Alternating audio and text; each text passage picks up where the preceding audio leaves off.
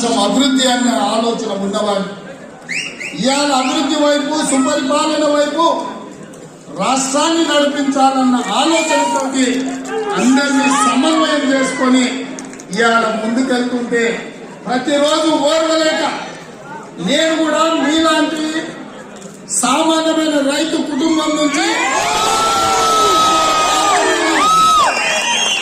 నల్లమల అడవిలో నుంచి వచ్చిన నేను గ్రామీణ ప్రాంతంలో ఉన్న రైతు బిడ్డగా అతి సామాన్యమైన కుటుంబం నుంచి మొదలై 20 సంవత్సరాల తెలంగాణ రాష్ట్రానికి ముఖ్యమంత్రి అనే హోదాకి ఇది ఆసామాసిగా రాలే. అయ్యలో తాతలో ఇస్తే రాలే.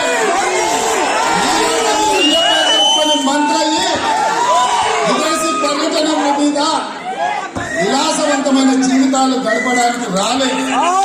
ఇవాళ రాష్ట్ర అభివృద్ధిని ఇవాళ మనసులో పెట్టుకొని రాష్ట్రాన్ని ఇవాళ పక్క రాష్ట్రం కర్ణాటకను, ఆంధ్రప్రదేశ్, తమిళనాడు, ఒడిశాతోనూ పోటీ పడాలన్న ఆలోచన కాదు నాది.